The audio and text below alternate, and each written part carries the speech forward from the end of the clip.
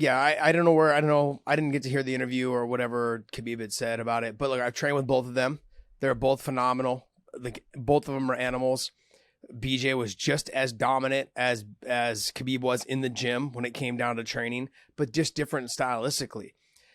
The one thing that I will say is this is if you compare it, look, if you compare records, there's no comparison. Obviously, Khabib's got 29-0, that type of stuff. But when you get into the people and who they fought in terms of when, BJ Penn has fought every person that you could possibly think of. GSP twice, Matt Hughes 3 times, Lyoto Machina when Lyoto was 220.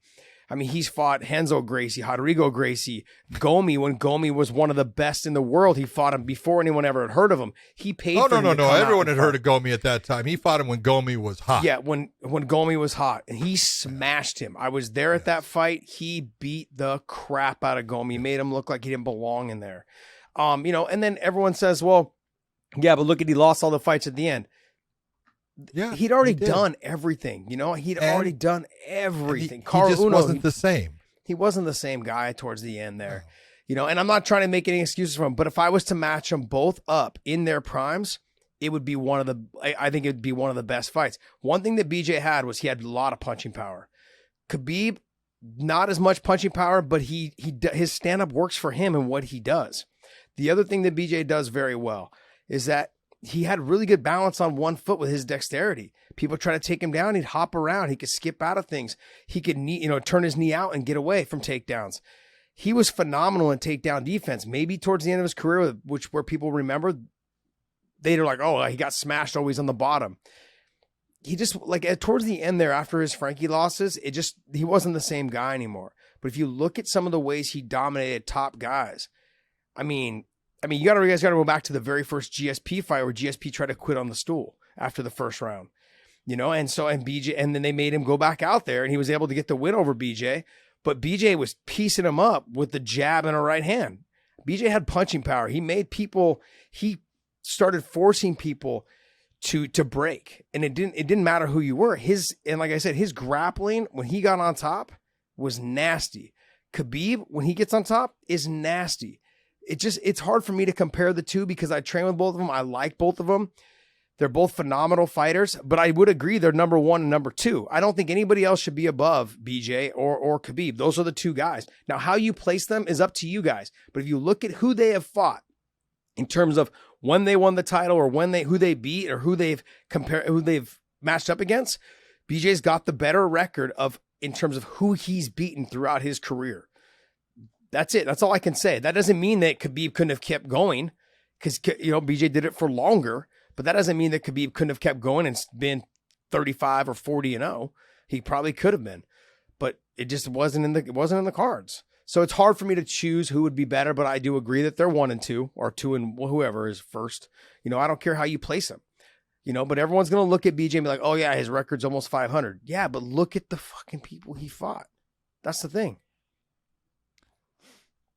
I look at it, BJ at a certain time was probably the most impressive MMA fighter there was. And at one time, I even said, look, if you're going to pick one guy's set of skills, it's BJ Penn. That's the guy that you want to, match. He was never a wrestler, but he had incredible wrestling defense. He was so hard to take down. He was so, as you said, dexterity, the way he could balance and the things that he could do. I always go back to I watched him when he fought Renzo Gracie, and it was in the Rumble on the Rock, and he was starting to beat Renzo, and Renzo was in guard, he was on his back, trying to play guard, and BJ did a pass that nobody could have done that pass at that time. The dexterity they had with his legs, the ability to bring his legs into certain positions and do things. Nobody else could move their legs in that way. And he was just unique. He was special. When I get into the record thing, you could look and you could say, look, he did fight a lot of guys that were champions. He fought against, Matt Serra was, a champion at one time who beat, St. Pierre. He fought St. Pierre twice. He fought, guys like, he lost to Jens Pulver, then beat Jens Pulver. But, he just was a unique individual at a unique time. It's just that when it went and things weren't working for him, they went bad fast. Yeah.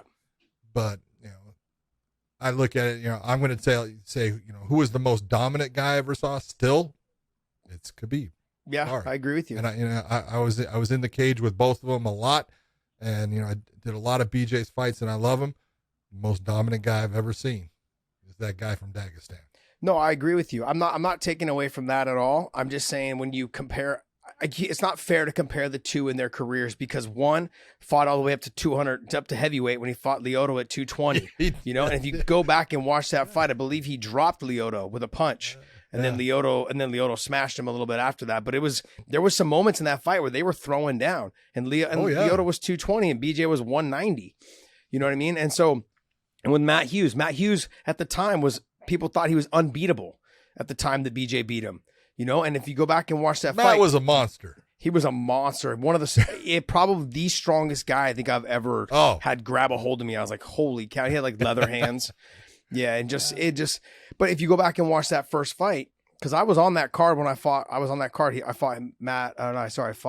Franca on that card. Matt went to go shoot a takedown, and BJ kind of just flung him off. And before Matt could get back to like a scrambling position, BJ jumped to his back and choked him out. And this is the time when people thought that Matt Hughes was unstoppable. That was BJ going up to 170. Yes. And that's the other thing is that I know that Khabib wasn't around for long in terms of being the champion and defending over and over and over like John Jones or anybody else. But for BJ to do all the things that he did, he fought at, 70, became champion there. He fought at 55, became champion there. I mean, he beat, he's beaten Jens Pulver, guys that were legends, guys that were, legends at the time. He's beaten Dean Thomas, who now the UFC uses as an analyst to help break down their fights. He was phenomenal as well. Yep. He's absolutely phenomenal fighter as well. He beat Uno in 11 seconds. I mean, these are guys that were at the top of their game. He was beating them. Matt Serra, he beat also. He's beaten a ton of guys. The GSP was the one guy that I think eluded him, but he had moments in those fights where he was beating him, and he had him rumbling back. I would have liked to have seen Khabib go up and fight like a Tyron Woodley or, a Colby Covington, or I would say Usman, but I know they're friends and that's not going to happen. But I would have liked to have seen him try to get to the 170 because BJ didn't care. He just said, "Oh, you're the guy. You're the one that everyone's talking about. And you're not talking about me. Well, I'm going to prove to everyone that I could beat you." And there's stories of him training with Randy Couture and having good days. Oh yeah, yeah. And there's other, Dude, I'm telling you right now, I'm not going to say Matt Lindland is an Olympic silver medalist. Okay, and all I can tell you is Matt Lindland hates BJ Penn. Yes, because he couldn't get him down. Couldn't take him down. And if he finally got him down, could not keep him down. Within 2 seconds, he was back up, and he's like, who the fuck is this guy? Yeah. And that's the other thing. So when he came, he was at AKA to start off his UFC career. Guys like Frank Shamrock, who were known for being slippery, getting off their backs, being able to slide out of things, never stop moving. His method was never stop moving. Keep moving so you can't settle in. That shit didn't work. No. He was all over Frank. Frank never had a way to get away once he got taken down. And then if you guys go back and watch the Gomi fight, you said he was good. And I said the same thing. He was good at takedown defense. But if you look at the Gomi fight, he barreled through Gomi in terms of takedowns. He took him down and just got on top of him and smashed him. He was double legging, I believe to start the second round. He double legged him right off of his feet, right to his back. One of the most explosive takedowns I've seen. It was phenomenal, and so I look at all the guys that BJ's fought, and that I think people look too much at the most recent part of his record. And you got to look back at the history of what he's done. And I think it's 1 and 2. I just don't know who you put ahead. That's it. Just based on longevity. First off, it doesn't matter. It doesn't. And this is what people, and you're always going to get people that are going to be mad at what you say. Mm-hmm. But, you can't take, sometimes things from the outside and bring them into the fight game also because, I say Khabib is the most dominant fighter I've ever seen in the cage. If you're going to say who has had the greatest career, it's John Jones. Yeah. But a lot of people are going to look and say, yeah, but he's, ran over this and did this and he's been with the law. And it's like, that's not part of his fight career. Yeah, I agree with you. As far as But Dick Pills is. Fight. Just throwing that out there. But just as part of an impressive, career and what he's accomplished, you can't. Who do you put over him? You can't. No. Even George St. Pierre didn't have as many title defenses, Mm-mm. or title wins or any of those things. It's just, he's unbelievable. So yeah, there's always that one that you can always put, just change the course of the question a little bit and you come up with a different answer. Yep. The thing is to go back, look, I'm not trying to take in, obviously I've trained with Khabib. He's, I consider him a friend. It's just one of those things where people forget the history of the sport sometimes. They want to just stamp the name on whoever's the most recent. And Khabib, like you said, was the most dominant. And I've trained with him for years. And I trained with BJ for years. And they both were very dominant in the gym. Stylistically, though, in a matchup, it would have been a phenomenal fight. It would have been, I don't even know. I don't know how to say it. Like BJ in his prime and Khabib when he left the sport, just an insane fight. Fight.